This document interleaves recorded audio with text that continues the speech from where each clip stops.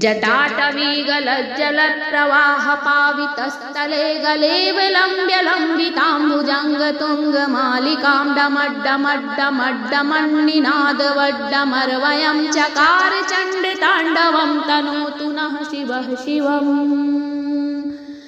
बिलोलवीचिवल्लरी विराजिमाने मूर्धनि धगद्धगद्धगज्ज्वलल्ललाटपट्टपावके किशोरचन्द्रशेखरे रतिः प्रतिक्षणं मम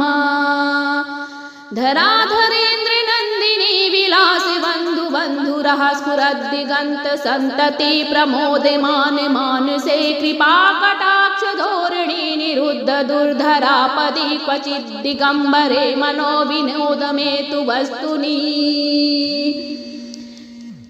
जटाभुजङ्गपिङ्गुलस्फुरत्फडामणिप्रभा कदम्बकुङ्कुमद्रवप्रलिप्तदिग्वधूमुखे मदान्धसिन्धुरस्फुरत्वगुत्तरीयमेदुरे मनो विनोदमद्भुतं बिभर्तु भूतभर्तरी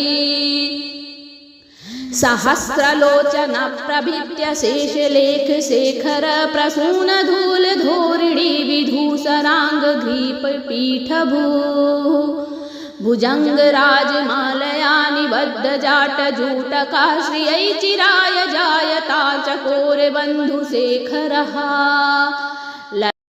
ललाटचत्वरज्ज्वलद्धनञ्जयस्फुलिङ्गवानिपीतपञ्चसायकं नमन्निलिम्पनायकम् सुधामयूखलेखया विराजमानशेखरं महाकपालि सम्पदे शिरोजटालमस्तु नः करालभालपट्टिकादगद्धगद्धगज्ज्वलद्धनञ्जयाहुतीकृत प्रचण्ड पञ्चसायके धराधरेन्द्रनन्दिनी कुचाग्रचित्रपत्रक प्रकल्पनैकशिल्पिनः त्रिलोचने रतिर्मम नवीनमेघमण्डली निरुद्ध दुर्धरस्फुरत्कुहूनिशीथिनीतमा प्रबन्धबद्धकन्धरा निलम्पनिर्झरीधरस्तनोतु कृत्तिसिन्धुरा कलानिधान्धबन्धुरा श्रियं जगद्धुरन्धुरा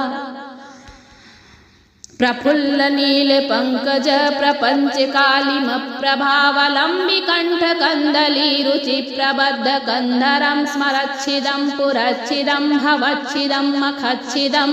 गजच्छिदान्धकच्छिदं तमन्तकच्छिदं भजे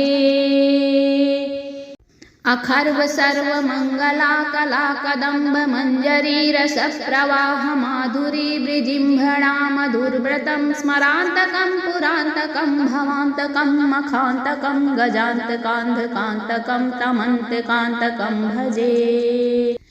जयत्वदभ्रविभ्रमभ्रमद्भजङ्गमस्वसद्विनिर्गमक्रमभालहाव्यवाड्धिमिद्धिमिद्धिमिद्वनन्मृदङ्गतुङ्गमङ्गलध्वनिक्रमप्रवर्तित प्रचण्डताण्डवः शिवः